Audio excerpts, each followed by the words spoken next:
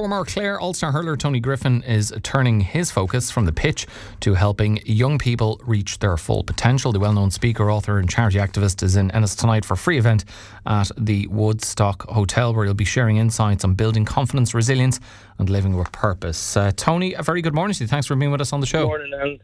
Thanks for having me. Really interesting event that you have tonight at Hotel Woodstock. Give us a bit of background to why you've decided to hold this. Well, I was approached by the Healthy Clubs Committee in Clare and the guys on the group there about coming and doing something. And look, I always love to help where I'm from, especially. I ask them to do a lot of these, but it's always when someone from where you're from asks you, it's different. So good on them for deciding to do it.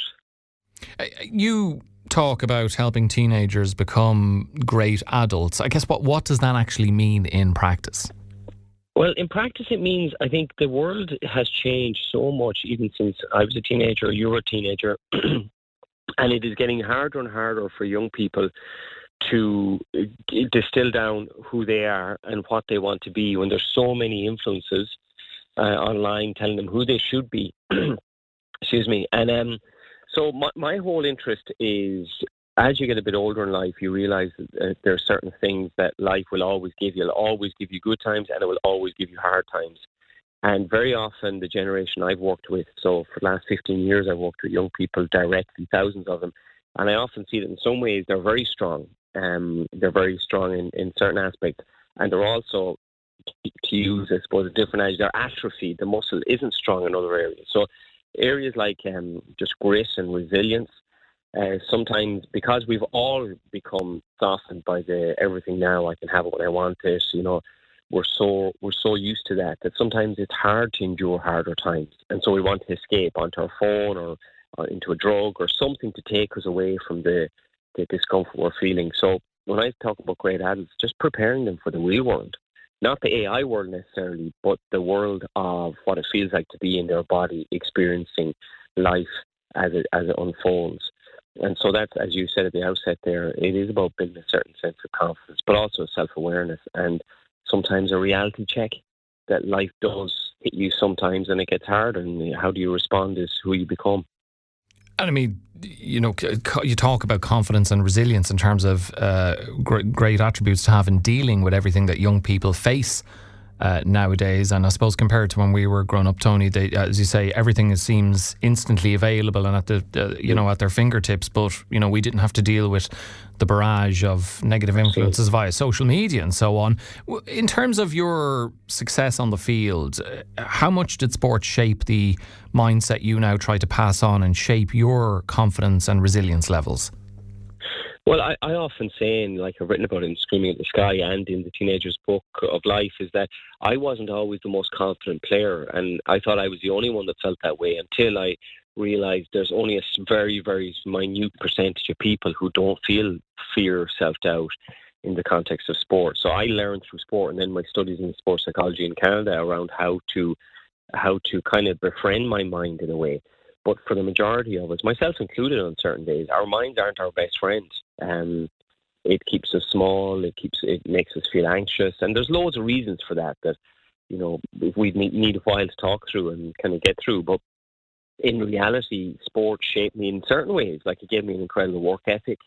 But then the gift can often be the curse. Sometimes when you leave hurling or elite sport, whatever that might be, you don't know how to relax. You have to be doing something. You have to be achieving. So I've had my own experience with understanding that and realizing that really what we're all after is contentment and a certain level of peace on the inside. But we're crazy things. We go in a lot of different directions to try and find that before we realize what it looks like for us as individuals. So on a practical level, I think hurling taught me how to come back, because you lose more than you win, and you don't always have the game you want. So it taught me a lot about how to bounce back, and that's exactly what resilience is how to bounce back.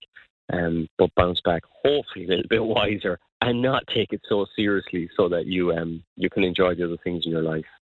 We're talking there about pressures that young people are under nowadays, and taking that in the sporting sphere. What about young athletes, Tony, and that negative influence that social media can have in particular? Because back in the day, if you'd had a bad game or a bad performance, it'd be in the paper, on the telly, but maybe someone might say something in the local shop or whatever. Whereas nowadays, every Tom, Dick and Harry under a false account can slate you on social media. And some players will just avoid it, but some can't resist the temptation to search their name on X or whatever it might be and see a barrage of, even if they've had a good game, there's always someone who'll have a pop. And are they under more pressures now than in the past? Oh, without a doubt, because it's like the same thing with the bully or the drug dealer or whoever. Now they can reach you in your room. They can get to you no matter what. Whereas as you say, in other days, I used to sometimes dread the Clare champion on a Thursday when I knew I'd played poorly on a Sunday. And then other Thursdays I'd be kind of half hoping my dad or someone at home would have left it open so I could have a little read without being the one that bought it, to see what Seamus A said about me. But you learn that that's not the way to go. But now when I'm working with players now, they'll talk about that. Like, they'll talk about how it's almost impossible when you've had a poor game or in your books a poor performance to not let that seep in. And I remember that with David Clifford in 2023 after Ireland final, and I'll probably talk a bit about that tonight, just witnessing how he responded to that. Really interesting how someone at that level responds to it not working out on the biggest day of their career. And so you learn a lot from sport. But the other part of that is that young people we've never needed to support young people more, because of the barrage of social media, how they're targeted, how the big tech companies, has been proven with that recent case in California, have been targeting young people, get them early, get them in as early as they can, get them addicted to the dopamine hits. So that's the case. We never have needed as adults to get around them and help them and understand their world, and yet we've never been busier as adults. Both parents having to work, the rising cost of living. So you have this scenario where they need us more than ever. They need us to understand, but very often we're not able to because of the busyness of our lives. So that's why kind of events like tonight is aimed at parents, coaches, and teenagers. It's about helping all three. And just finally, Tony, parents in particular, how can they best support their teenagers without adding pressure? Well, it's a big question. There's many ways. There's the ways in which, and I've just finished a year studying with an institute, a parenting institute in the US around this. Excuse me, I have a right frog in my throat since we started talking. It's the effect I have on people, Tony. I know I'm just kind of I'm overawed by this,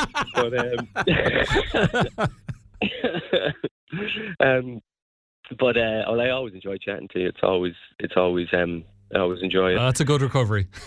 Yeah, and it's the truth.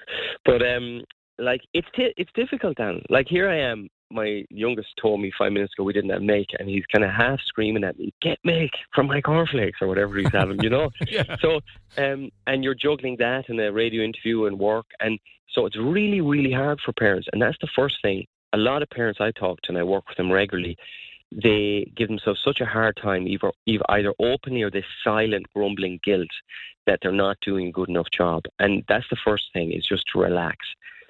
Things are always better when we're more relaxed, when we're calmer. And that's a big way parents can work maybe to support their young person, is what fires them up, and to use that very, very used word, mom, what triggers them with their young person, and just try to understand why. What is it about that?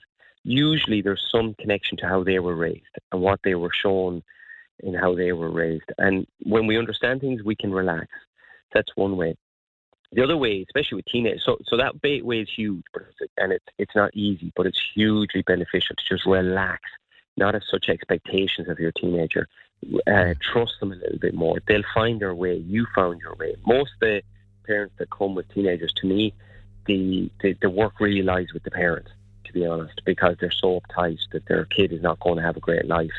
We work things out, so relaxing helps. There's calming, hugely. And the second way then is, in terms of your teenager, is teenagers don't need to talk a lot.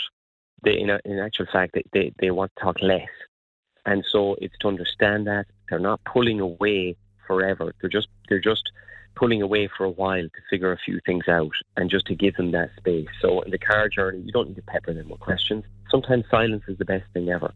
Now, if you feel they need someone to talk to, then you can say, how's your life going, But you don't need to worry about them as much unless they're at real difficulty, and then you're the adult, you step in. So relax a little bit more, trust your teenager. They're going to be okay. That's not to say they won't have ups and downs.